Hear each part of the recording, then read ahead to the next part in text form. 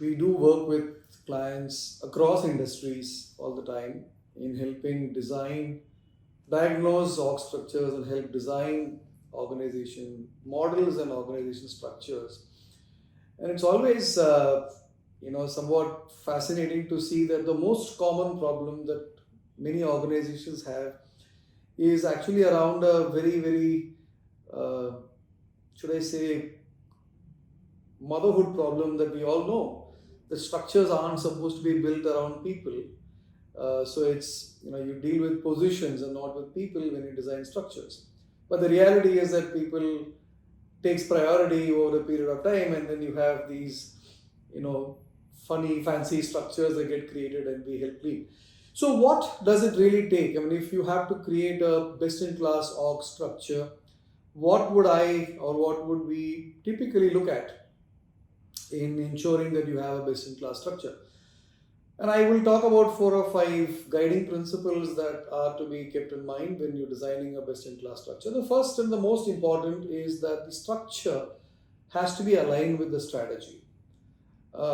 Sounds as basic as it may, but it's really surprising to see many organizations that don't necessarily realign their structures. Their strategies change, their priorities change, but structures don't keep pace with the change of strategy or don't change in direction, right? I mean, for example, if the strategy of the enterprise is to drive, let's say, international sales more than domestic, then your sales organization has to reflect that ethos. And if you don't have them classical, the definition is if it is not aligned with it, then you probably aren't doing justice, and it's less likely that you're going to meet your strategy. So that's the first point, right? The second, which is a somewhat aligned but important aspect, is how do you define your structure. You do have to have levels within the organization, and people always mix up between grades and titles. Grades are what you look from the inside, and titles are what you actually carry for the outside.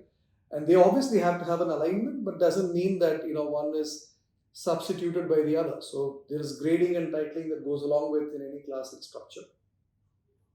And the structure by definition has to actually be looking at the front, middle, back office, and support functions in that order. So you have to look at the pieces of the puzzle. So org model comes first, and then the org structure that aligns with what the appropriate org model is. So, for example, you have what we call a center of excellence and center of execution.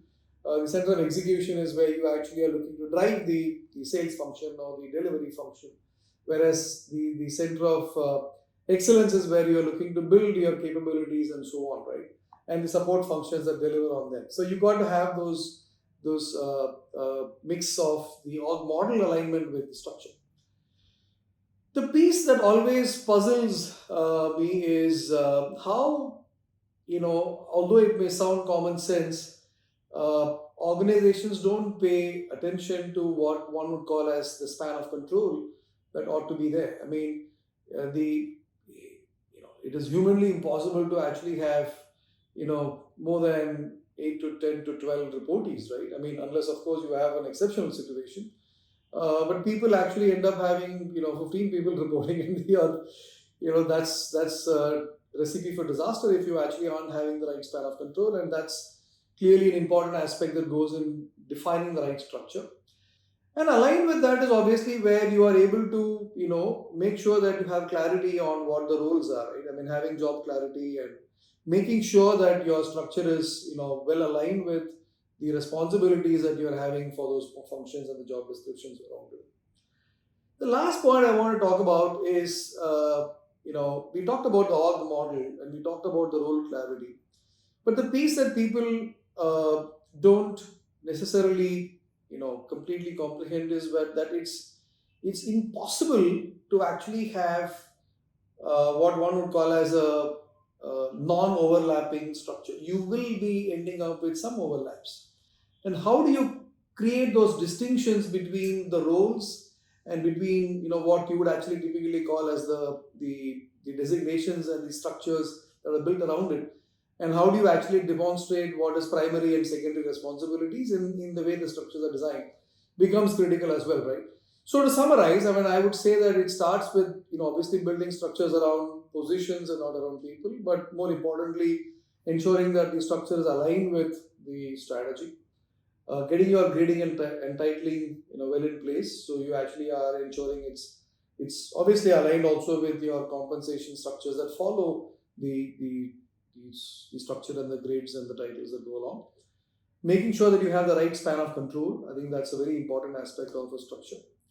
uh, Avoiding role overlaps and making sure there is clear distinction between roles that need to be in the structure, and clearly ensuring that there is clarity, that the structure is providing job clarity and role clarity in the way you actually have designed the org model, and cascading from there the org design, which obviously delivers on what would actually be the front, mid, back functions and support functions between both center of excellence and center of execution, right?